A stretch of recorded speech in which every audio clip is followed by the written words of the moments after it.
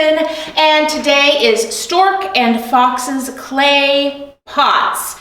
Now, why do these clay pots belong to a stork and a fox? Well, it has to do with this book, Aesop's Fables. Okay? Now, Aesop was a real guy. He lived about 2,500 years ago in Greece.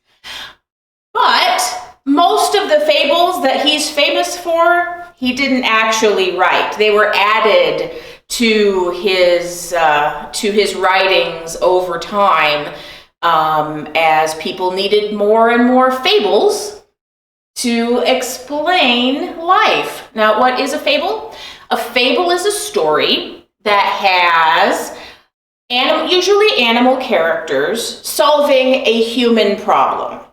And today we are going to meet Stork and Fox and find out how they solve their problems.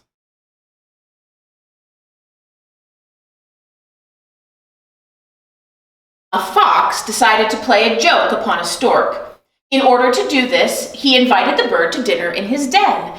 When the stork arrived, the fox served a delicious soup in a flat dish.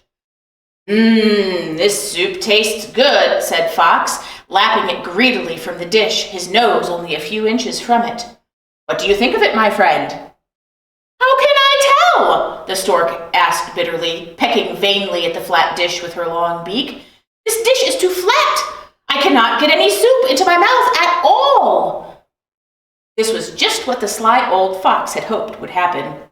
He had upset the stork and made her look silly. He thought this very funny, and he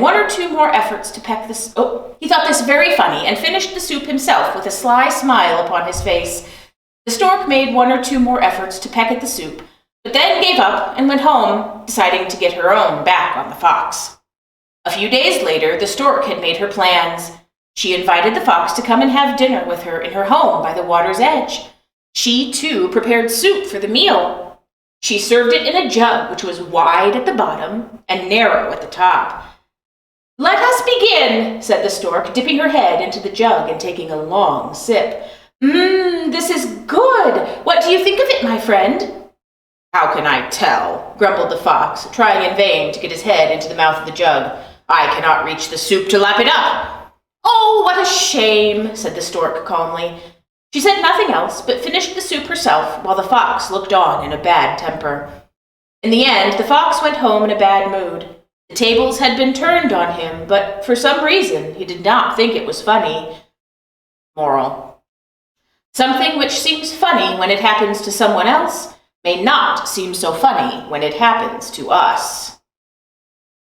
And that is the tale of the stork and the fox. And today we will be using clay, real clay dug from the earth, to make pots. How do you do this? Oh, it is very easy. You will need your ball of clay from your bag. I have several here. And you will need a bowl with water in it. Okay, just a little bit of water. All right, and you will take your ball of clay and you will start to squish it, and you will feel it is a lot harder to squish than Play-Doh. A lot harder to squish than Play-Doh. And as you squish it, dip your fingers in the water just a little and squish. And your hands will get messy, that's okay. And you'll want to squish. And when it starts to get a little bit softer, this will take a while. When it starts to feel a little bit softer, you'll want to start rolling it into a ball. I did some prep ahead on this ball, but it still takes a long time to get it to shape. There we go.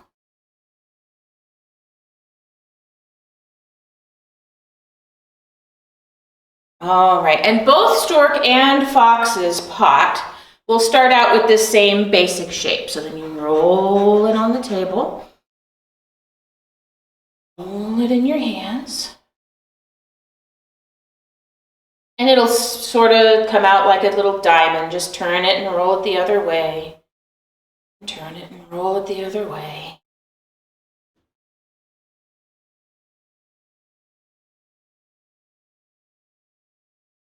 Until you get a pretty good ball, right? A pretty good ball. Doesn't have to be perfect, but it should be pretty good.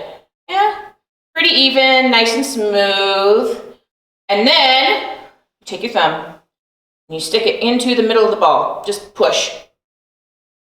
Just like that, so you have a hole. Okay?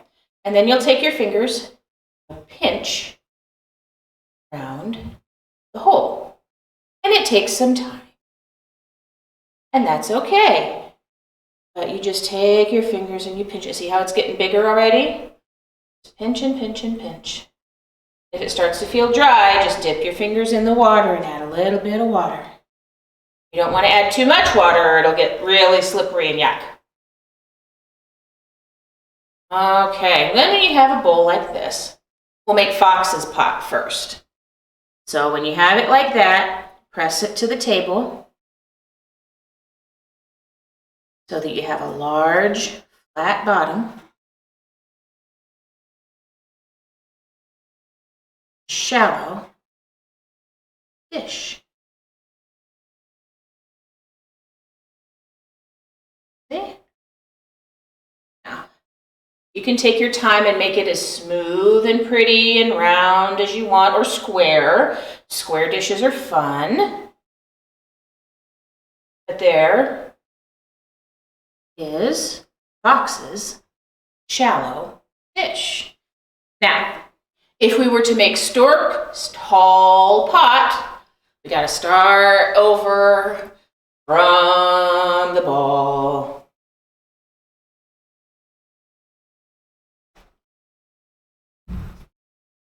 Back into a ball.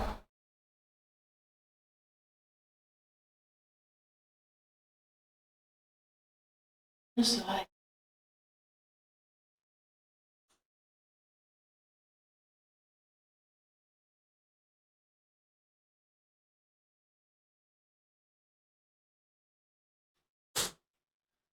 Okay, another ball. Okay, now you're going to stick your thumb as far down into it to make Stork's pot as you possibly can, until you can almost feel it push out the other side. Okay? Okay. Now, you're going to pinch and pull. Pinch, pull, and pinch. And pull. And pinch and pull.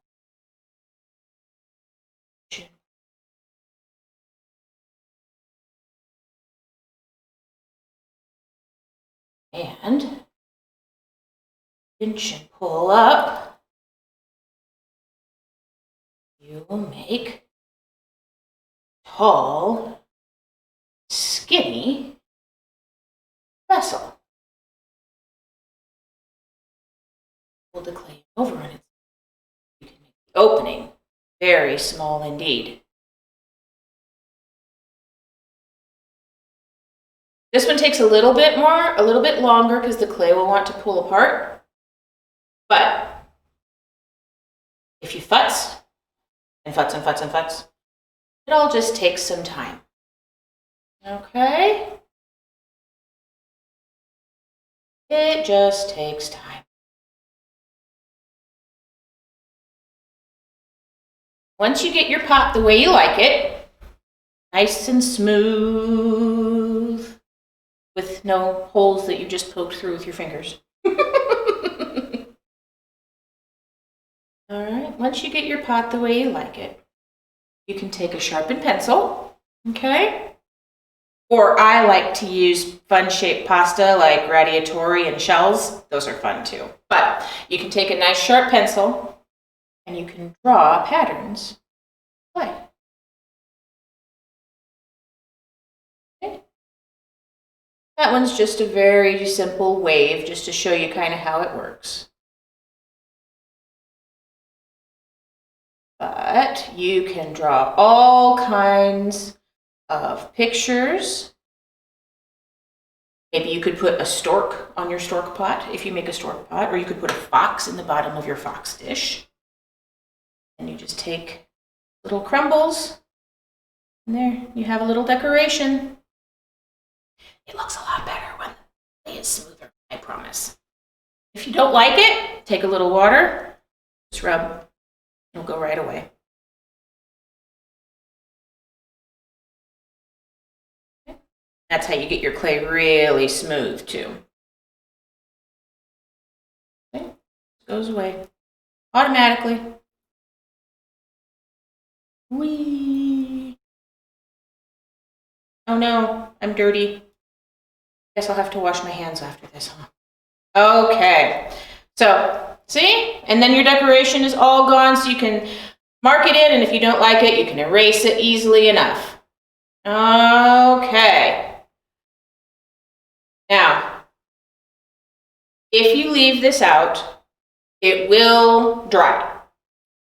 But since it is real clay, it has not been, it will not have been fired. If you have access to a kiln, this is clay that can be fired, but I know that's kind of a weird one.